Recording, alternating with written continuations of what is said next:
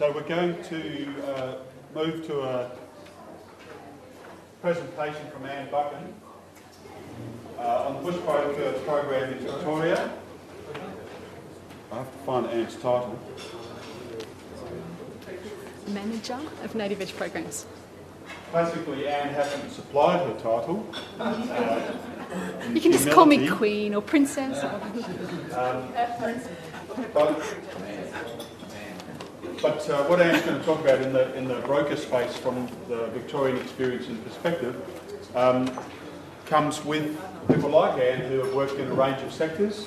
And in fact, one of the key things I think Anne might even touch on is that Anne worked in the bush tender area before moving into the department and getting involved with both tenders and offsetting.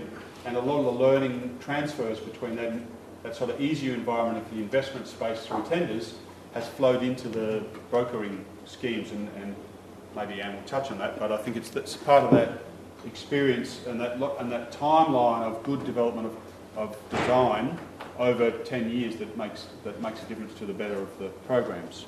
So, Anne. Thanks, Patrick. As Patrick said, I'm Anne. I manage the Native Vegetation programs for the Environmental Department in Victoria. So cover across both BushBroker for offsets, but incentive schemes like bush tender and native vegetation information as well.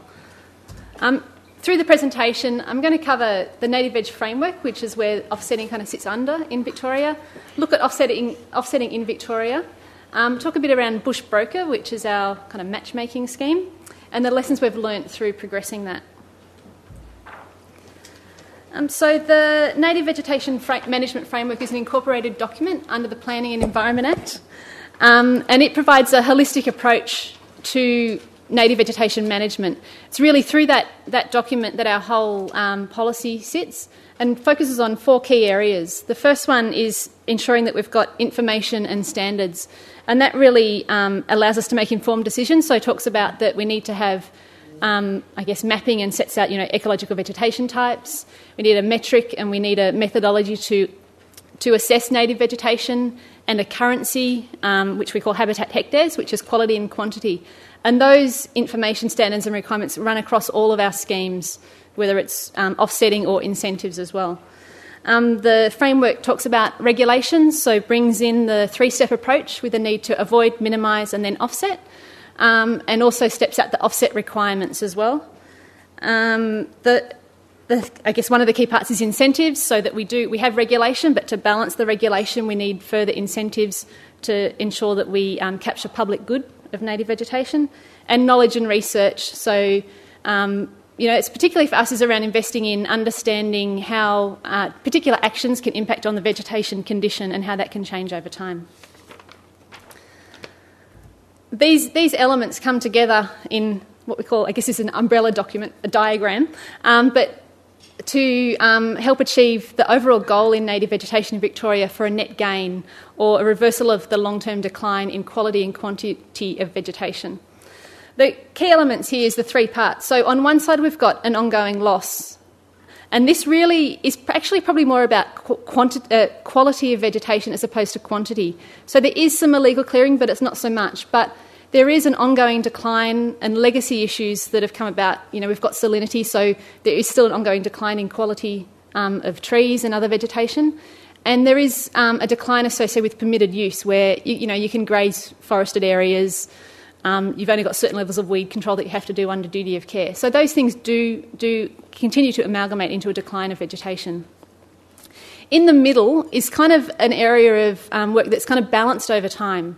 And this might be, you have wildfire and the bush regenerates, you have forest harvesting and it regenerates. But particularly offsets sit in this space, that there is permitted clearing and there is an offset which delivers a no net loss. In Victoria it's not around a net gain. And this is a complete balance. So you clear, there's an offset. But we're trying to create a balance across the entire landscape. So we have this ongoing loss, so we're trying to encourage gains as well. And I guess data shows that despite all the efforts of landholders in voluntary and land care, it's still not sufficient, that we need to continue to invest to be able to generate an overall net gain across that whole picture. All of the metrics sit across the entire program, so we're able to actually measure that net gain or no net loss. Currently, we've got a fair chunk of loss of around, I think overall on public and private land, it's around 4,000 habitat hectares a year. So it's still a loss that, estimate maybe you need to invest $100 million over 10 years to even kind of get it to balance. So still a ways to go. In Victoria, offsetting commenced kind of with the introduction of regulation clearing in 1989. This stopped large-scale clearing and introduced planning permits. It did introduce offsetting, but it was really sporadic. It wasn't structured. There were no kind of clear requirements. It was negotiated as best you could. So it kind of resulted in developers didn't know and couldn't really plan for what their offset requirements might be. It wasn't factored into their initial planning of their projects, and probably resulted in equity issues as well. So, if you could negotiate a better deal to have a lesser offset, then that might have improved your business opportunities. In 2002, we introduced the Native Vegetation Framework, and with that, the avoid, minimise and offset. And that introduced the offsetting rules. In Victoria, it's all about direct offsetting. There's no indirect or research kind of offsetting permitting allowed. And generally, payment in lieu kind of schemes are also discouraged. So it is all about the on-ground works and achieving the gain in vegetation. So the framework introduced the like-for-like rules. If your vegetation is of very high significance, the like-for-like rules are quite tight. You have to match that vegetation and quality. If your clearing is only kind of a lower medium significance, then the like-for-like rules are a lot looser, and your opportunities to match and trade up into alternative vegetation are quite broad. It also introduced metrics for assessments, including assessing the loss and the gains, and introduced habitat hectares as a currency as well. Looking at the kind of offsetting to date, most offsetting in Victoria is on the same property as the clearing. And I guess that's been a key decision part of the Victorian government, because we wanted to encourage farmers to still be able to offset, and they can offset on their own land. If we had everyone having to offset on another piece of land, even though they could have met their requirements on the same land, then I think we might have had a few problems with people like the Farmers Federation. So it's a key part to try and implement that. There is some offsetting on third parties or third-party land. It is the smaller part, so maybe 25-30% of the overall offsetting in Victoria.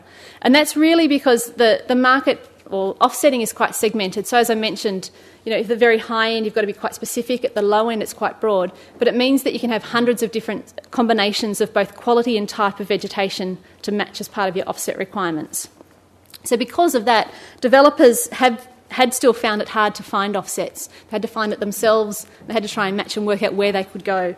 Also, they needed to not only find the vegetation, but you had to find a willing landholder, because you might have found the veg, but no one will put their hand up to actually manage it or look after it or to allow it to become an offset as well. In 2006, I guess third-party offsetting kind of came into mainstream in Victoria, as opposed to, there was probably some happening before, but it wasn't structured. The key part of this, and probably what we see as government's key role, is the Native Veg Credit Register, and that registers the single point of truth for offsets in Victoria, or for credits.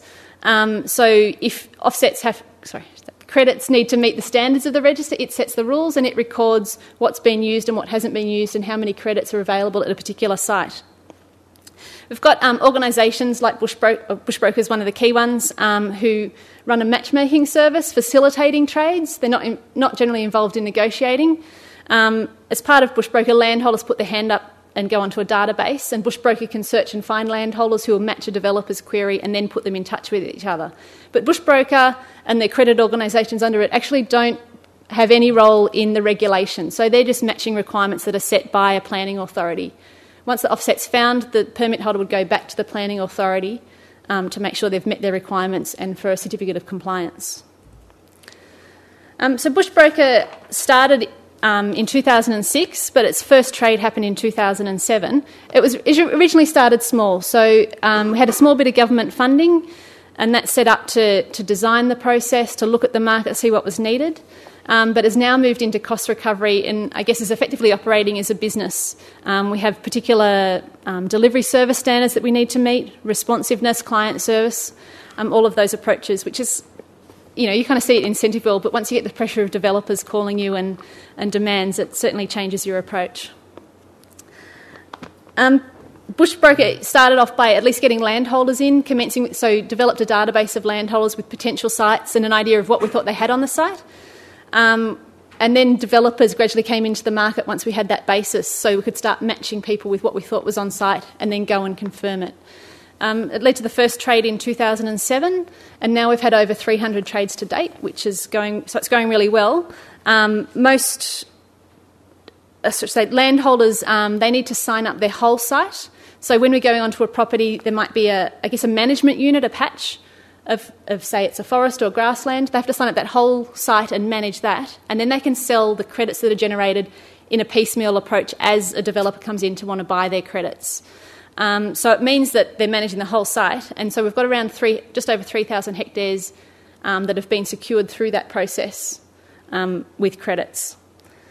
The landholders, they can sell up to down to a minimum unit of 0.01 habitat hectares. So it's any combination from that. And some trades are purely for 0.01 habitat hectares. Others, the biggest one's probably around 16 habitat hectares. So it's quite variable.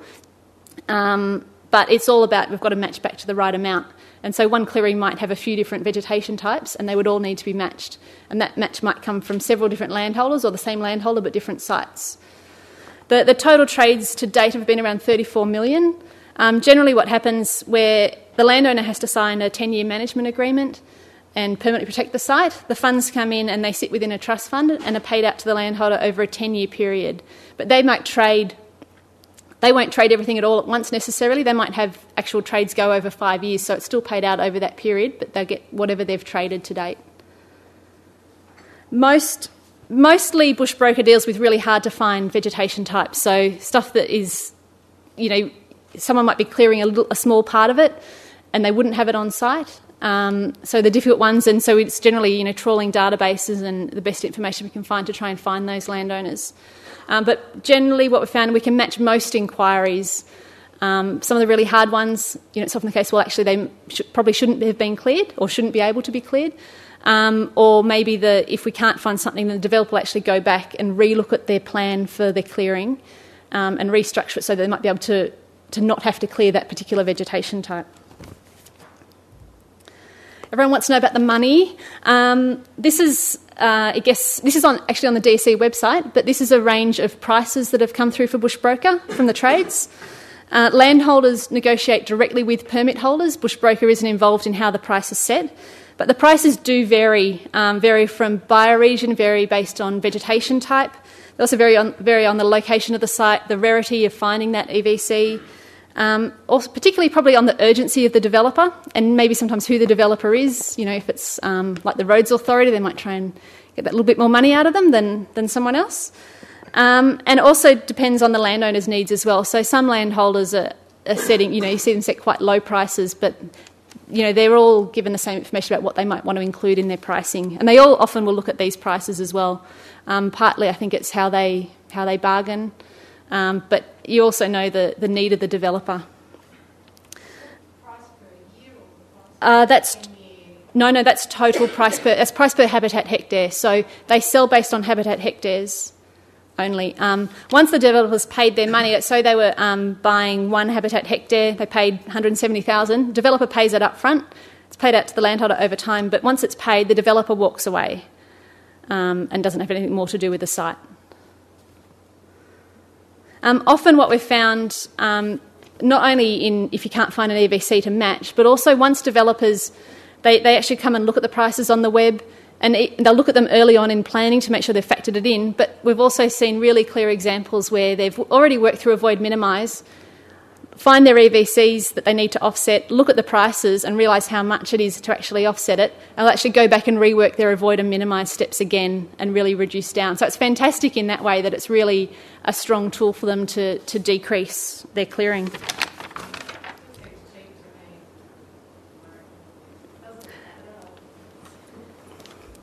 depends on what you factor in and what you're doing. I mean, this is habitat hectare in terms of gain. It's not purchasing the property or anything like that. So it's in terms of the actions that are happening on the property and how the landholder set. There is quite a difference in comparison.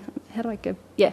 In comparison, like say through something like bush tender or habitat tender or those kind of schemes, so incentive schemes, we're probably paying around $2,000 a habitat hectare. So it's quite a jump up. Oops. So just some statistics around BushBroker. The sites range a lot in size from 100 to 250. 1 to 250 hectares, and 1 hectare is probably a specific wetland or a revegetation site. We don't do a lot of revegetation. Mostly the work's remnant, but they do vary. There's around 70 landowner agreements on title, and there's about 20 properties have been transferred to the Crown to the reserve system, which is another way of generating credits.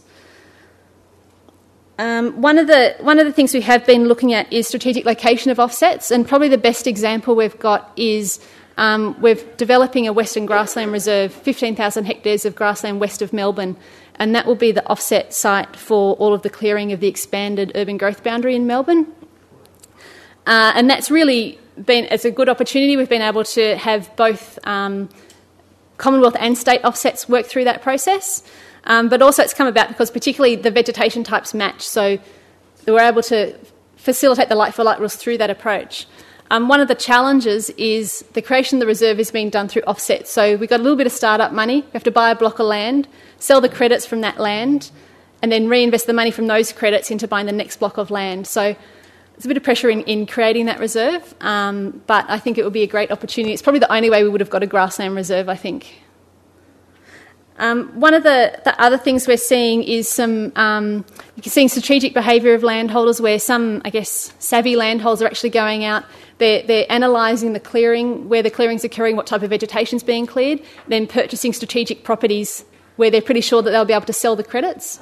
It's happening more commonly now. Some people they've purchased property and sold all of the credits out already of their properties, so it can happen fairly quickly. Some landholders, depending on the type, we've got one landholder who purchased 800 hectares of grassland and have sold half their credits already, but they're hanging on to the land and will also make money from farming it. I've got other landholders who've purchased land that's forested. They know that they won't be able to make much money of it, and it's in a strategic location next door to a reserve, so they donated it to the Crown for credits. And so there's some really good thinking going into the business. We're seeing other businesses as well, so there's lots more consultancies around now. We've got accredited agents under BushBroker who they go out and can do a site assessment, and they can bring developers together and they work together. We're seeing fencing and nursery and other organisations develop as well. Just a map these are the current locations of the BushBroker offsets. So you can see they're kind of across Victoria, and that, as you can guess, it kind of generally equates to different vegetation types, different bioregions, mostly around the area that might offset for around Melbourne, as you can imagine, most of the clearing, and Bendigo is another area of high clearing. Okay, just a basis. So for BushBroker, we're not really interested in a large market. The large market in offsets would mean that there was a lot of clearing, and that's not really the purpose of offsetting. It's also not a perfect exchange as well, so we're trying to minimise that risk. We have been developing over-the-counter or fixed-priced offsetting, so a developer can come in and purchase straight away, and accredited organisations and the strategic offsets. There is the issue to manage around how does incentives and voluntary action kind of interact with the offset market, and land values as well. How do the valuers include offsets if that's the highest land use? Last slide. So lessons learned. So I would say from the experience is start with the basic principles, get them right. There's a range of material out there, particularly there's some international material from the Business and Biodiversity Offsetting Program, or BBOP, and that really lays out what you need to think about. Make the market accessible for permit holders, and that was really important. So we had introduced offsetting but didn't have a market or a way of facilitating offsets. When you're establishing the offset market, really think about the needs of buyers and sellers. Think about what types of vegetation they're clearing, how you might meet that, timing issues, being able to split the credit so that you can sell to match their clearing. And again, start small and build up the process. And consider how the balance between the like-for-like rules of how tight or how loose the rules may be and the market segmentation. So it might make you think about if they're quite loose and you can offset one thing with everything. You might have a case where you want to have a bank of credits, as opposed to if they're quite tight, you need to offset this grassland with a 90% condition score, and that's what you have to find. Then it's more bespoke market, and you really need to think of how you meet both of those requirements. And make sure that the offsets happen. So make sure that there's compliance and progress payments. There's further information on the website. Thanks, Anne. Yeah, thanks. Is that surprised?